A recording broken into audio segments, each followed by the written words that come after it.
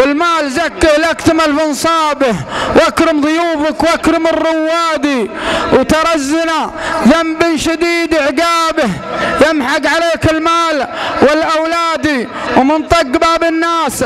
طقوا بابه، ومن صاد غرات البشر ينصادي، ولا تضحك بعيب امرئ تبلابه، امسك لسانك واترك الاحقادي، واحذر تخاوي العالم الكذابه، تبلاك والمصدار والميرادي، والكذب بعد عنه لا تضرابه، الكذب شين وصاحبه مضادي، والصدق بيت مشيد بطنابه، وراعيه يرقى عالي الاشهادي، وعساني من اللي يحك معصابه، لا جات هرجه شينة المردادي، اضحك واشر باصبع السبابه، واقول له ورا الشفا نقادي، صلوا على خير البشر واصحابه، شفيعنا في حزة الميعاد. سلامتكم. صح لسانك يا ابو سعد. وهذا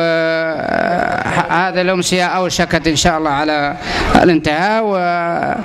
وسنف اذاننا الاستاذ عايش والاستاذ احمد والاخ محمد خليفه والاستاذ هشام علي باجمل العقود او الابيات التي قيلت في هذا المساء، فنشكرهم جميعا. والان ما قبل الختام وريثما ندعو المتزوجين إلى المنصة لاختتام هذه الأمسية وتوزيع هدايا تذكارية، وكذلك أعضاء اللجنة المنظمة عليهم التواجد قريب من المنصة. ندعو أبو فارس ليقول هذه القصيدة، ثم إن لدينا ضيف حيا الله عنده كم بيت، ونرحب بأجمل ترحيب بعد قصيدة أبو فارس. تفضل الأستاذ سلمان الغامدي. فيه سيارة جراند ماركيز مقفلة، الله لا يهين يطلعها، رقم اللوحة باء دالها. مرحبا الله يحييك. هذه قصيدة موقف. يقول يا الله يا ذا الفضل يا ذا المغفرة يا ذا الجلال، يا الله يا ذا الفضل يا ذا المغفرة يا ذا الجلال، يا معتلي على العرش من فوق السماء السابعة، الحمد لك والشكر لك في كل وقت وكل حال، عبدك ويخضع لك من التكليف حتى مصرعه، مؤمن بأن الله باقي وإن غيره للزوال، وإن النبي خير البرية ما خسر من يتبعه، وإن الحياة دروس تغني عن خطاب وعن مقال، وإن اللبيب اللي يحفظ درسه وغيره ضيعه، وإن القصايد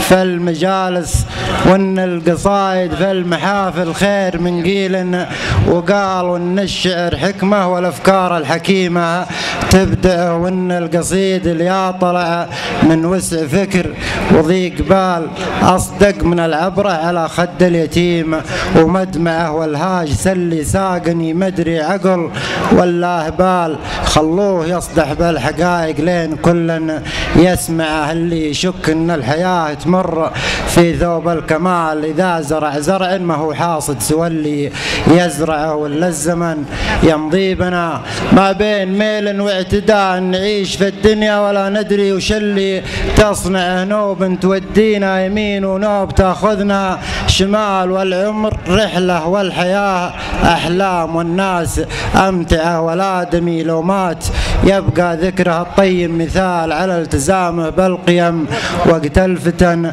والزعزعة، الله يبارك في الرجال اللي يشيلون الثقال، اللي لهم وقفه لو أبواب المنايا مشرعة، صحيح ما قال المثل ما للحمول إلا الجبال إلا الجمال، اللي تشيل الحمل ما تنشد عنب وبردعه واكبر، صحيح إن المواقف تكشف أشباه الرجال، تكشف لنا الطيب المزيف خلف بيض الأقنعة، من تخفي الأيام طبعه تفضح سود الليال، تظهر رداه وتكشف الطيب الذي يتصنع، ما حق هذا العينة يكود سوق أبو ريال، ولا هو بشيء مستغرب عافوهم المتبضعة،